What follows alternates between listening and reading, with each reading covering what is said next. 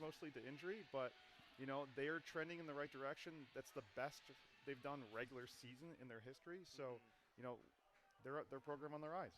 They definitely are. A lot of freshmen on this Rutgers team, and for Michigan, it's going to be Paolatto for Rutgers. He at least gets the clamp. We'll see who gets the ground ball, though, as that one comes free. Michigan will have the control here early on as they will get set up and maybe try to push it quickly as that ground ball will come free, but then picked right back up by Marlowe. And that's exactly what we're going to need to see all day long here. As there we go.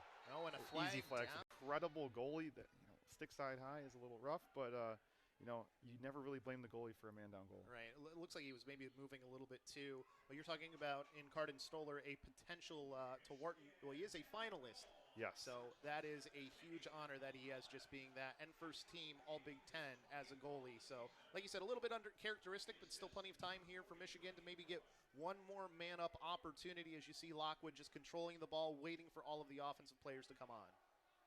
Yeah, they've got to move quick before this advantage disappears. You got the player ready to come out of the box. They've got to look for a shot quick here. They try the skip pass. It doesn't work. Unfortunate there from Cohen. You're the former goalie.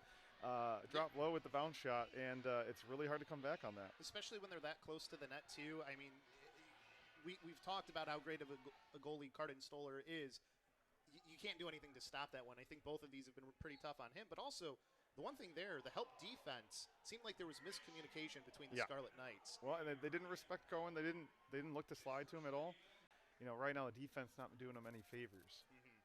We thought this might be a low-scoring stalemate. Right now, we're moving pretty quickly. Yeah, moving pretty quickly still here in the first quarter, and we had a violation on the face-off, so it will be Rutgers' ball. Yeah, and Rideout will have to sit the ball. Sometimes you just need to slow down, see what's in front of you, and that's exactly what he did. So we're tied up at 2 here with 8:28 left to go here in quarter number 1 in Ann Arbor. As that face-off, this is already starting to be a little bit better for the Wolverines as far as the clamp is concerned, but they haven't been winning the ground balls, and that's something that you're not going to like if you're Coach Connery. Yeah, now with Nick Lauderback, he's the guy that in the right position, stick in the right position. There was no threat, and they slid anyway. And the worst thing you can do is slide early when you're not needed. For sure. Can lead to some really good opportunities, but there's another win on the face-off for the Wolverines as they're able to control the a lot better, at least in the face-off dot, than we saw them the last time they played the Scarlet Knights. Since Weller went down with an injury, it's been a little bit of survival. Now Lauderback there, a great clamp. They went with the extremely, I'll pause here for this fast break. Lockwood coming through, shoots it on the right side, gets it on that far side post, and makes it 4-3 Wolverines. Just a breakdown from the face-off. Yeah, they went with the extremely athletic wings there with DJ Dixon, you know, the grad transfer from Wesleyan, local product, and then Billings, the transfer from Princeton. Those are two of the most athletic guys you can have out there for Michigan to help out Lauderback because he is creating a scrum. Okay, now Lockwood is known for dipping those elbows and those shoulders and shooting high. That's kind of one of his moves. He had a couple hundred points in high school as an attackman, about 45 minutes north of here. So he knows exactly what he's doing. And then we have another violation on the face-off. So the Wolverines get another face-off. This is how you want it to start if you're the Wolverines. A little bit of stick check there causes the ball to free up. Lockwood can't control it. Ball on the ground, and Cardin Stoller coming up. Finished there by Colin Cardilla. You know, another one of those young guys that are, you know, double-digit goal scorers, sophomore.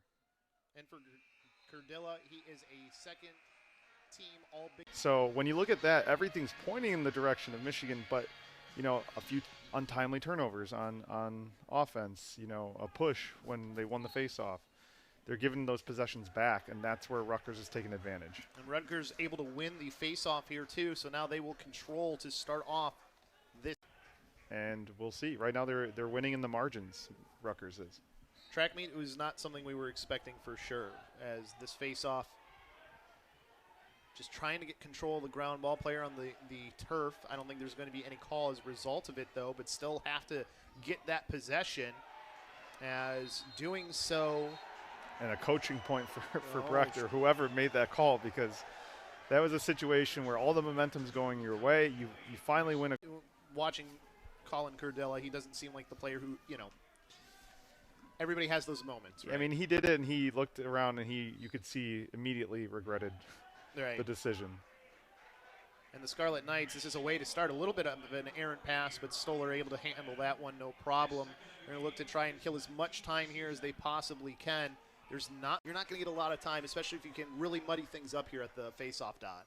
Yeah, and you can see Coach Rogalski already working with Marlowe. That's the second goal today that I've seen where maybe he didn't take the best angle or do the exact right thing. So hopefully they clean that up at halftime and keep anything from getting out of hand. Told me that one of the things last time they played against the Scarlet Knights, they left a lot on the offensive side.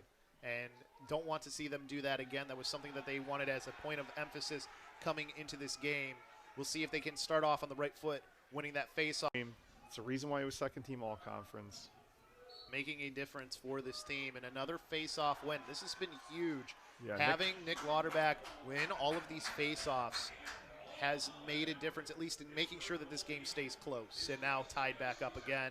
And another possession for the Wolverines. Still have to get that ball back onto their offense side. It's taking a little bit of time off of the shot clock here, and now they turn it over. Another failed clear. Haven't been many of those, but that could be one of the different all day. Yeah, Colin Kelly's not the guy to leave that wide open. Not quite as much traffic in front of him as I thought, but again, with a shot, you can put it anywhere in the net from the middle. It's still a tough save to make. Rutgers back out in front. Ball in their possession. A quick shot. What an angle to get that one off. Issue all of a sudden. Now we're 12 for 15 for Michigan after, only missing one in the first half. We've already failed 2 in a row. And now the face-offs well in control by Paolatto as he gets himself another one.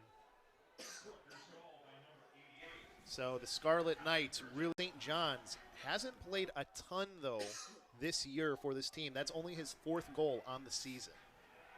So Scarlet Knights getting a lot of players involved to have now this 3-goal lead, and they get themselves the win on the face-off once again. Yeah, they've won a couple in a row now to draw themselves even. We were pretty even at the start of the half, though.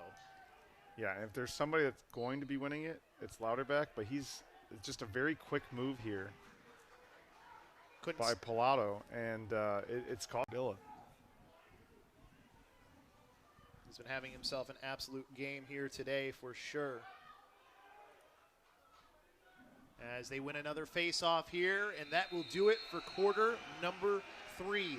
10-7, the lead for the Scarlet Knights over the Michigan Wolverines. For Rutgers in the lead for the Scarlet Knights as we get ready to start this 4th and perhaps final quarter between these two teams, the 4 and the 5 seed. As the 5 seed Scarlet Knights have control for a moment, but that possession comes free over to Bo Lockwood. He finds a player over on the far side, just can't pick it up, just throws it at the net. It looks like it mud rolled in. Stoller just got enough of it to keep it out, though. It was so close. If you don't snap back, that's where the openings are. That's where the gaps are.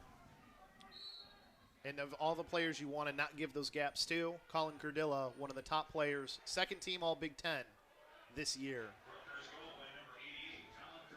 Comes back over now to LaBelle as they are able to win this face-off for the Wolverines, something they've been... Stoller is that good that I expect him to at least come close to saving that. Right. But it's been a few times today where if they're not inside, they're just step downs from the middle third of the field, and Michigan just needs to stop settling for, ball movement. Eventually, you got to take a shot. Another win on the face.